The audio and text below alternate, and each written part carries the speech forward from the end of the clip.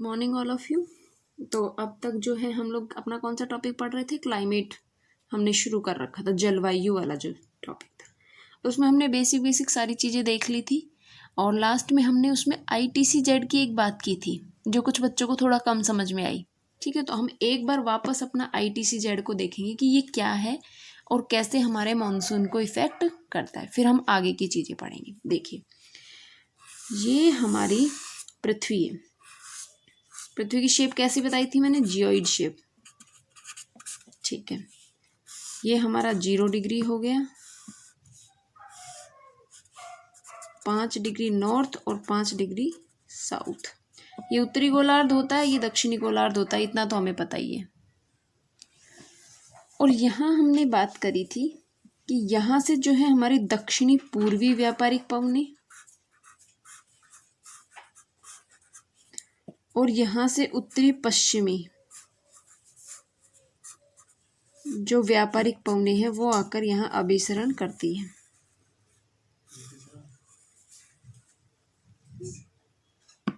यहाँ जो हमारा जो ये वाला जो एरिया है, यहाँ पर दोनों व्यापारिक पवनें आकर के मिलती हैं। तो जो ये वाला क्षेत्र होता है ये हमारा ITCZ कहलाता है। समझ में आई ये चीज़? हमारा जो 0 डिग्री से 5 डिग्री उत्तर और 5 डिग्री दक्षिण में हमारे यहाँ पर व्यापारिक पवनें चलती हैं, जिसको डोलड्रम या शांत क्षेत्र कहते हैं। ठीक, पहले के लोग या हवाओं के माध्यम से ही जो है व्यापार करते थे अपना। ठीक, तो जो ये वाला जो क्षेत्र है यहाँ पर दक्षिण पूर्वी और उत्तरी पश्चिमी जो हवाएं हैं उनका आकर अभिसरण होता है और यहाँ पे क्या बनता है, ITCZ, इंटरट्रॉपिकल कन्वर्जेंट जोन। नाम अंतः उष्णकटिबंधीय जो क्षेत्र होता है वो होता है। ठीक, इंग्लिश में ज़्यादा सही से इसको इंटरट्रॉपिकल कन्वर्जेंट जोन के नाम से जानते हैं। इसका नाम हुआ कन्वर्जेंट जोन, मतलब जहाँ पर दोनों आपस में आकर टकरा रही हैं। फिर इसमें फेरल का नियम लागू होता है और इनकी दिशा जो है उत्तर में जाते ही ऐसे हो जाएंगी, तब ये दक्षिण पश्चिम मानसून के नाम से हमारे यहाँ जानी जाती है। देखिए, अब जो हमारा जो भारत है, ये जो ग्लोब था अपना, इसमें ये 0 डिग्री है और हमने बात करी थी हमारा जो भारत था वो 8 डिग्री से यहाँ से शुरू होता है। 8 डिग्री से शुरू होता है। क्या होता है कि जो ये ITCZ होता है ये एक टाइम बाद में यहाँ खिसक जाता है। जब ये उत्तर में खिसकता है, वैसे तो बन रहा है ये यहाँ पर, लेकिन जब गर्मियों में क्या होता है कि ये ITCZ उत्तर की तरफ खिसक जाता है। जैसे ये उत्तर दिशा में गया, इसमें फेरल का नियम लागू हुआ और इसकी हवाओं की दिशा जो है वो परिवर्तित हो जाती है। मतलब फेरल का नियम क्या कहता है कि उत्तरी गोलार्ध में कोई भी वायु जो होती है वो उसके दाईं ओर और दक्षिण जो गोलार्ध है उसमें बाईं ओर स्थापित हो जाती है। ठीक है, जो हमारा ये है इंडिया है, भारत के जब यहाँ पे ITCZ का स्थानांतरण हो जाता है तो मतलब क्या हुआ, जब ITCZ भारत में आ गया तो टेम्परेचर, ITCZ यही तो कन्वर्जेंट जोन ही तो है जहाँ पर टेम्परेचर सबसे अधिक होता है और प्रेशर कम होगा। तो जब ITCZ भारत के भी अंदर आ जाएगा तो टेम्परेचर भारत के जो स्थल भाग है वहाँ का बढ़ जाएगा और प्रेशर कम हो जाएगा। वहीं अगर हिंद महासागर की बात करेंगे तो हिंद महासागर क्योंकि ठंडा है तो तापमान कम होगा और प्रेशर हाई होगा। और अब जो है हमें पता है कि हवाएं कैसे हाई प्रेशर से लो प्रेशर की ओर चलती है, तो हिंद महासागर से भारत की ओर हवाएं चलना शुरू हो जाएंगी। इतनी चीज़ समझ में आई। जो हमारा ITCZ है अभी उत्तर में इसका खिसका हुआ था, जब ये दक्षिण की ओर इसका खिसका होगा, जब मान लीजिए ये दक्षिण में इसका खिसका हो गया तो यहाँ क्या हुआ, यहाँ पे टेम्परेचर कम हो गया तो प्रेशर अधिक हो गया और इधर हिंद महासागर में क्या हुआ, उस टाइम जो है तापमान अधिक हो गया और प्रेशर कम हो गया। अब हवाएं जो है ऐसे अपोजिट चलने लगी। ठीक है, इस वाली चीज़ को ITCZ को ना आप प्रैक्टिकली एक बार सोच के देखना हर चीज़ को, और बुक से एक बार ज़रूर पढ़ना। ठीक, उसके बाद में नोट्स पढ़ना, और फिर भी अगर समझ में नहीं आता तो फिर हम एक बार ऑफलाइन क्लासेस होंगी तो वापस डिस्कस इसको कर लेंगे। अगर हम, ये मैंने आपको बहुत ही नॉर्मल वे में बताया, अगर हम पूरा डिटेल में अगर जाते हैं ना ITCZ, तो बहुत बड़ा एक टॉपिक हो जाता है ये ITCZ। लेकिन हमारे क्योंकि जलवायु में इतना ही है कि भारतीय मानसून को कैसे प्रभावित करता है, तो हमने सिर्फ उतना ही देखा है कि भारतीय मानसून को प्रभावित करने का क्या इसका पर्पज़ है और किस तरीके से ये प्रभावित करता है। ठीक है, और इसके बारे में जो एक्स्ट्रा जो डिटेल है वो आप लोग एक बार बुक से ज़रूर पढ़िएगा। ठीक है, अब जो हम बात कर रहे थे, हमने लास्ट में सबसे पहले एक चीज़ हमारी छोड़ दी थी, जो मानसून पूर्व की वर्षा होती है, उसमें हमने देखा था मानसून पूर्व की वर्षा होती है। तो जो मानसून से पहले की जो बारिश होती है मार्च अप्रैल के आसपास, उसमें क्या होता है, अलग अलग जगह पर अलग अलग प्रकार की खेती होती है उस बारिश से। जैसे कर्नाटक की बात करें हम, कर्नाटक में अगर देखें तो कर्नाटक में जो है कॉफ़ी वर्षा के नाम से इसको जाना जाता है, क्योंकि इस टाइम पे यहाँ पे कॉफ़ी की खेती की जाती है। केरल में चाय के लिए, असम, और जो असम में इसको नॉर्वेस्टर कहते हैं, असम में क्या कहते हैं, नॉर्वेस्टर।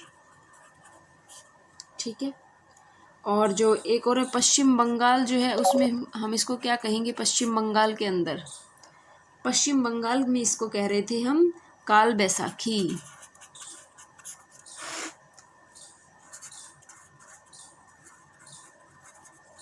काल बैसाख। ठीक, इतनी चीज़ में कोई दिक्कत, इतनी चीज़ें हमने उस दिन पिछली क्लास में हमने डिस्कस कर लिया था। अब जो नेक्स्ट चीज़ आती है वो आती है हमारी कि जो हमारा भारतीय मॉनसून है उसके ऊपर अल्नीनो का क्या प्रभाव पड़ता है। अल्नीनो, लानीनो, न्यूज़पेपर में आपने पढ़ा होगा कि इस बार अल्नीनो इफेक्ट बढ़ रहा है। ठीक है, तो अब हम पढ़ेंगे भारतीय मानसून पर अल्नीनो और लानीनो का क्या इफेक्ट पड़ता है। ठीक है, उसको हम पूरा मैप से एक बार डिस्कस करेंगे अपनी पूरी चीज़ों को। ये देखिए, ये रहा मैप, ये देखिए, ये चीज़ समझ में आ रही होगी। ये हमारा उत्तरी अमेरिका है, ये जो है साउथ अमेरिका, ये ऑस्ट्रेलिया वाला पार्ट हो गया, और ये हमारा एशिया, और इसमें ये रहा भारत। ठीक, देखिए अब इसमें क्या होता है। नॉर्मल वे में जो अगर बात करें, जो नॉर्मल कंडीशन होती है अपनी, नॉर्मल कंडीशन में क्या है यहाँ पर कि यहाँ का जो टेम्परेचर है, यहाँ पे बहुत सारी समुद्री हवाएं चलती हैं। तो यहाँ पे एक पवन ही चलती है, कौन सी, पेरू तट के पास में, और जो यहाँ पे हमारी जो होती है कौन सी, भूमध्य रेखीय जो हवा होती है वो पवनें होती हैं वो। ठीक है, यहाँ क्या है, टेम्परेचर कम है, थोड़ा ठंडा एरिया है। जो ये वाली जो पेरू की धारा आती है ये यहाँ पर ठंडा एरिया रखती है। ठंडा एरिया रहता है तो यहाँ पर तापमान कम रहता है और प्रेशर हाई रहता है। ठीक, नॉर्मल कंडीशन में ये हुआ। जो यहाँ जो पेरू तट है, यहाँ पे पेरू की धारा जो ठंडी इधर से धारा आएगी एक, और यहाँ का जो टेम्परेचर है वो कम रहेगा और प्रेशर हाई रहेगा। उसी चीज़ को यहाँ देखें, यहाँ पर क्योंकि जो ये विषुवत रेखीय धारा है, क्योंकि ये गर्म धारा है, ये गर्म धारा यहाँ पहुँचती है तो टेम्परेचर अधिक होगा और प्रेशर कम होगा। ठीक, जो हवाएं होंगी वो यहाँ से हाई प्रेशर से लो प्रेशर की ओर चलेंगी, और यहाँ पे क्योंकि ये पूरा समुद्र है, प्रशांत महासागर है, यहाँ हिंद महासागर है, तो यहाँ से जो है जल ग्रहण करेंगी और अपने यहाँ पर बारिश होती, यानी यहाँ पर मानसून होगा। मानसून की स्थिति बन गई ना यहाँ पर। ठीक है, ये थी हमारे यहाँ की नॉर्मल कंडीशन।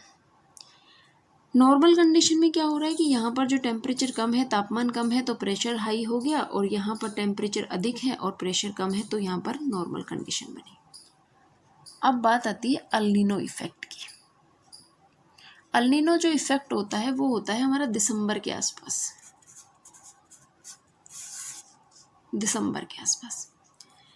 इसमें क्या होता है कि दिसंबर के आसपास यहाँ का अचानक से क्या होता है, टेम्परेचर बढ़ने लगता है।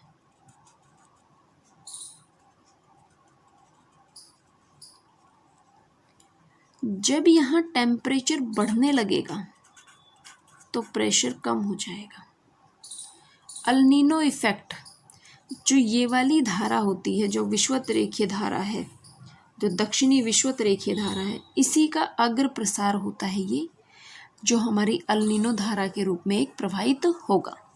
जो ये अल नीनो धारा है, यहाँ पे अभी आप अल नीनो धारा पे ध्यान नहीं देंगे, हम सिर्फ नॉर्मल वे बात कर रहे थे कि यहाँ ठंडी वो कंडीशन होती है, यहाँ गर्म कंडीशन होती है, और इस तरीके से ये, इसलिए हमारे यहाँ बारिश होती है। ठीक है, इतनी चीज़ समझ में आई। अब हम बात करें कि अचानक से क्या हुआ कि यहाँ का टेम्परेचर बढ़ गया। जो ये वाले धारा, क्योंकि ये गर्म धारा थी, इसी ने तो जाके यहाँ टेम्परेचर बढ़ाया था, इसी धारा का इधर की ओर प्रसार हो गया। जब ये इधर की ओर प्रसार हो गया तो यहाँ पे टेम्परेचर बढ़ गया और प्रेशर कम हो गया। अब इसके विपरीत कंडीशन यहाँ बन गई। यहाँ की क्या हुआ कि टेम्परेचर कम हो गया और प्रेशर बढ़ गया। तो अब जो हवाएं हैं वो इस तरीके से चलने लग गई। जब हवाएं इस तरीके से चलने लगेंगी तो अब मॉनसून, अब बारिश कहाँ होगी, अब बारिश यहाँ होगी। अब बारिश इधर ना हो के बारिश यहाँ होगी। इस टाइम पे अल नीनो इफेक्ट में भारत में सूखा पड़ता है। चीज़ समझ में आई?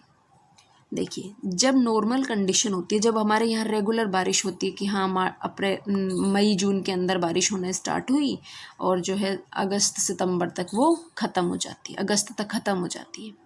जो एक जनरल जो एक वो चल रहा है, हमारे यहाँ कंडीशन चल रही है, वो बनती है कैसे, यहाँ पे जो पेरू की धारा है वो यहाँ तट के पास आती है, वो ठंडी धारा होती है, वहाँ पे टेम्परेचर कम होता है, प्रेशर हाई होता है। जो ये विषुवत रेखीय धारा होती है, क्योंकि ये गर्म होती है, ये यहाँ आके अपना जल डालती है तो यहाँ गर्म तापमान बढ़ा देती है। तापमान बढ़ता है, प्रेशर कम होता है और हवाएं जो है इधर चलने लगती है, हाई प्रेशर से लो प्रेशर की ओर, और प्रशांत महासागर से वो जल ग्रहण करती है और यहाँ पर बारिश करती है। दक्षिण पश्चिम जो हमारा जो दक्षिणी पूर्वी जो ये एशिया का भाग है, यहाँ पर पूरे में बारिश होती है। लेकिन वहीं इसके अगर विपरीत कंडीशन हो जाए, उसी को हम अल नीनो इफेक्ट कहते हैं, कि जब यहाँ टेम्परेचर कम बढ़ जाए और प्रेशर कम हो जाए, इधर की साइड ये वाली कंडीशन क्रिएट हो जाए, तो क्या होगा कि यहाँ पे कंडीशंस बदलने से यहाँ बारिश की ना होकर यहाँ सूखा पड़ना स्टार्ट हो जाएगा। ये था हमारा अल नीनो इफेक्ट। अब अल नीनो के साथ साथ ही एक टर्म आता है अल नीनो, और एक दूसरा आता है ला नीनो। ला नीनो ये क्या है ला नीनो? देखिए, ये तो था कि टेम्परेचर का उल्टा हो जाना। तो जो अल नीनो है उससे क्या हो रहा है, भारत में बारिश हो रही है? नहीं हो रही है। लेकिन वहीं जो ला नीनो होता है, इसमें क्या कंडीशन होती है कि यहाँ पे जो सबसे पहले वाली जो कंडीशन थी कि यहाँ क्योंकि ठंडा था तो तापमान कम था और प्रेशर हाई था, उसी चीज़ में यहाँ क्या होता है, यहाँ बहुत ज़्यादा ठंड बढ़ जाती है। बहुत ज़्यादा ठंड बढ़ने से टेम्परेचर बहुत कम हो जाता है और प्रेशर बहुत हाई हो जाता है। और ये जो हवाएं इधर जाएंगी तो भारत में बहुत ज़्यादा बारिश करेंगी, मतलब बाढ़ की स्थिति उत्पन्न कर देंगी। जो अल नीनो है वो भारत में बारिश नहीं कर रहा है, लेकिन जो ला नीनो है वो भारत में बाढ़ लाने का काम कर रहा है। इतनी चीज़ समझ में आई कि कैसे अल नीनो और ला नीनो का इफेक्ट यहाँ पर पड़ता है। ये था हमारा मॉनसून पे अल नीनो और ला नीनो का इफेक्ट। ठीक है, अब जो नेक्स्ट और लास्ट जो इसमें हमारी चीज़ आती है, जो जलवायु था उसको हमने बहुत अच्छे से डिटेल से पूरे को पढ़ा। कहाँ से स्टार्ट किया था हमने, जो हमारी तापीय संकल्पना थी, फिर गतिक संकल्पना के बारे में हमने पढ़ा, मानसून पूर्व की वर्षा के बारे में पढ़ा, फिर मैंने मावठ के बारे में भी बताया कि जो सर्दियों में हमारे यहाँ बारिश होती है वो भूमध्य सागरीय जो मानसून आता है, मावठ जो कहती हैं हम, जनवरी में जो बारिश होती है दिसंबर जनवरी में, उसको मावठ ही तो कहते हैं राजस्थान में, तो वो हमारी जो है पश्चिमी विक्षोभ से उत्पन्न होती है। ठीक है, इतनी चीज़ समझ में आई। फिर हमने इसमें जेट स्ट्रीम हो गया हमारा, ITCZ का इफेक्ट भी देखा, फिर हमने अल नीनो और ला नीनो इफेक्ट इसमें देखा। नेक्स्ट जो अब हमारा आता है कि भारत के अंदर, क्योंकि हमने बात करी थी ये जो हमारा ग्लोब था जीरो, तो इधर से जो हवाएं थी वो दक्षिणी कौन सी हवा थी,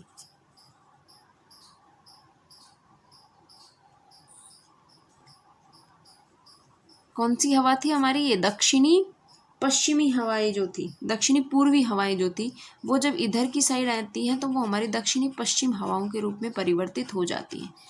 इन्हीं को हमने क्या कहा था? दक्षिणी पश्चिमी मानसून के रूप में हमने इसको देखा था। ठीक है, तो जो दक्षिणी पश्चिमी हमारा मानसून है वो भारत में किस तरीके से प्रवेश करता है? ये हमारा था कौन सा? हिंद महासागर, ये है बंगाल की खाड़ी, ये है हमारा अरब सागर। जो ये वाला जो हमारे यहाँ पे जो कंडीशन क्रिएट होती है, जो दक्षिणी पश्चिमी मानसून है वो दो भागों में बंट जाता है, एक तो ये अरब सागर वाला और एक ये बंगाल की खाड़ी वाला। दोनों तरीके से भारत में प्रवेश करता है, इसलिए पूरे भारत में बारिश पहुंच पाती है। जब ये मानसून अरब सागर से होता हुआ इधर जाता है और ये बंगाल की खाड़ी से होता हुआ इधर जाता है, क्योंकि सागर है तो वहाँ से ये आर्द्रता ग्रहण करता है और आर्द्रता ग्रहण करने के बाद ही ये आगे बढ़ता है।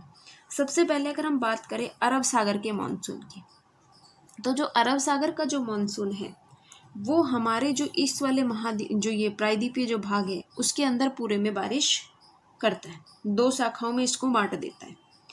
जो पश्चिम की जो शाखा होती है वो तो अरब सागर की शाखा कहलाती है, और पश्चिमी घाट का ये जो शाखा होती है ये क्या करती है? हमारे जो ये पश्चिमी घाट है इसके इस वाले ढाल पे तो खूब बारिश करेगी, और जो ये इसका इधर वाला जो भाग होता है उसको वृष्टि छाया क्षेत्र कहेंगे, या फिर वहाँ पे बारिश नहीं हो पाती है।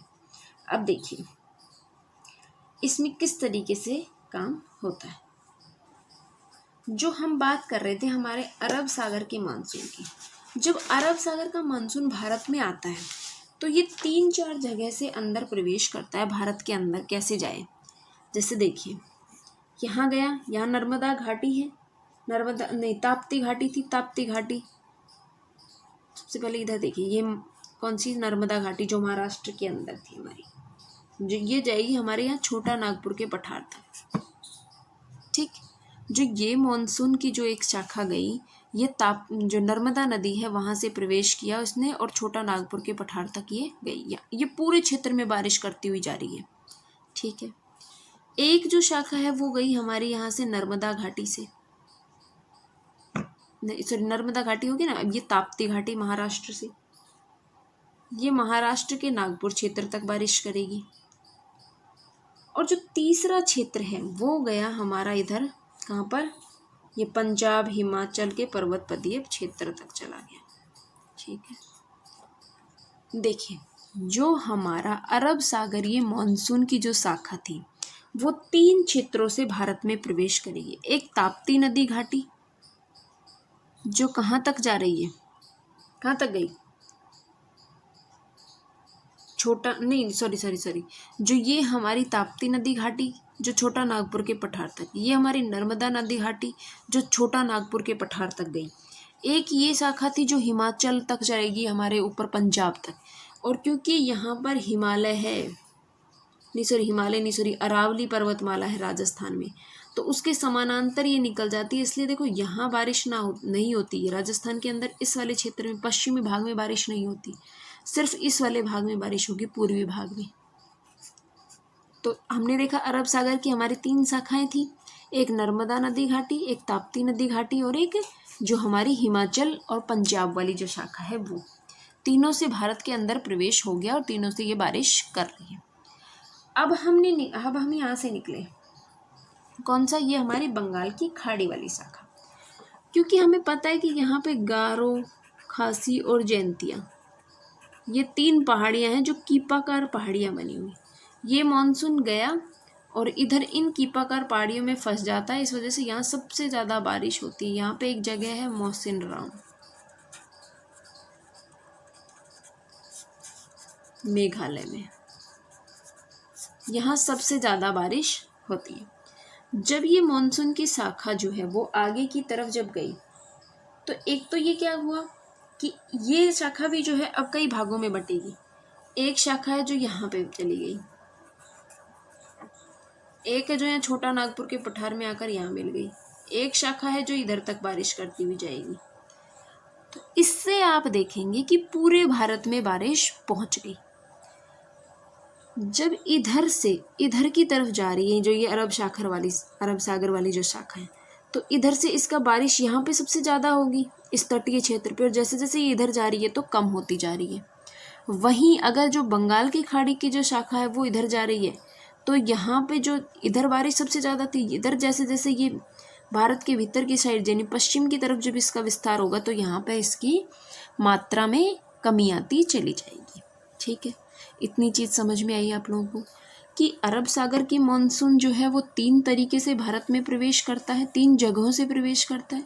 और जो बंगाल की खाड़ी है वो जो शाखा है वो हमारी यहाँ ये गारो खासी जयंतियों से करेगी प्रवेश, उसके बाद पूरे भारत में ये मतलब इसका फैलाव होगा। इस तरीके से हमारे भारत में बारिश होती है। ठीक है, इसलिए कई बार क्या होता है, जैसे बारिश आ जाती है उसके बाद में बारिश का ऐसे नहीं कहते कि इधर आज तो इस तरफ से बारिश आएगी, आज इस तरफ से बारिश आएगी, तो वो इन सब की कंडीशंस की वजह से ही होता है। और जो पश्चिमी विक्षोभ की हम बात कर रहे थे, जो हमारा भूमध्य सागर इधर की साइड से वहाँ से बारिश आती है और यहाँ पंजाब, हिमाचल, राजस्थान के कुछ भाग यहाँ पे वो बारिश करती है। कश्मीर एक ऐसा क्षेत्र है जहाँ बारिश अपने भारतीय मानसून से नहीं पहुँच पाती है।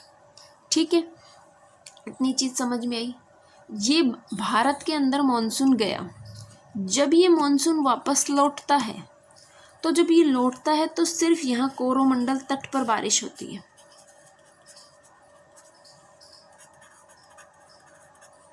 कोरोमंडल तट पर यहाँ पर बारिश हम देखने को हमें मिलती है। ठीक है, इतनी चीज़ों में आप लोगों को कोई दिक्कत हो तो आप लोग पूछ लेना। ठीक है, और ये जो बंगाल की खाड़ी की जो शाखा है ये भी हमारे इन तीनों से मिल जाती है, छोटा नागपुर से, पंजाब हिमाचल वाले से और महाराष्ट्र के नागपुर क्षेत्र से मिलती है। और जैसे यहाँ पे देखिए अगर हम इसको, ये बंगाल की खाड़ी की जो शाखा है यहाँ पे तो जो है हमारी कितनी 200 सेंटीमीटर औसत वर्षा हो रही थी। जैसे जैसे इधर आए तो यहाँ पे 100 सेंटीमीटर बारिश होने लगी, और इससे और इधर आए तो 50 सेंटीमीटर ही बारिश हो जाती है। इसलिए हमारा राजस्थान सूखे की अवस्था में रह जाता है। अब आप बताइए, इन सब की वजह से, इन सबको देख के लग रहा है कि हमारे यहाँ पश्चिम के अंदर कोई बारिश होती होगी, कोई शाखा है जो यहाँ पर पहुँच रही है जिससे हमारे यहाँ बारिश होती है? नहीं पहुँचती। पूरे भारत में जो यहाँ वाला क्षेत्र है पूरे में खूब बारिश होती है, और क्योंकि ये वाली शाखा है तो ये इधर जो तटों पे तो बारिश करती हुई चलेगी, और जो ये वाला कोरोमंडल क्योंकि बच जाता है, जब मानसून वापस लौटता है तो यहाँ कोरोमंडल तट पे बारिश करता है। इतनी चीज़ों को में अगर आप लोगों को कोई प्रॉब्लम हो तो आप लोग ज़रूर पूछ लीजिएगा। ठीक, इसके बाद में अब हम क्या बात करेंगे, जो हमारे कोपेन और थॉर्नथवेट जो 2 विद्वान हुए, उन्होंने जो भारत की जलवायु का जो विभाजन किया उसको हम कल की क्लास में अपनी डिस्कस करेंगे। ठीक है, और इसमें जो अल्नीनो और लानिनो इफेक्ट पढ़ा है हमने, वो जब आप लिखेंगे अपने आंसर में तो उसमें भी मैप बनाएंगे। ठीक है, और अगर किसी भी तरीके की दिक्कत है तो आप लोग पूछ ही रहे हैं, वैसे तो क्वेश्चन अच्छी बात है, पूछना चाहिए आप लोगों को। ठीक है, और कोई भी दिक्कत हो तो आप लोग वैसे भी बात कर ही लेते हैं। ठीक, तो ये था हमारा क्लाइमेट, और कल की क्लास में हम कोपेन और थॉर्नथवेट के बारे में डिस्कस करेंगे। ठीक, धन्यवाद।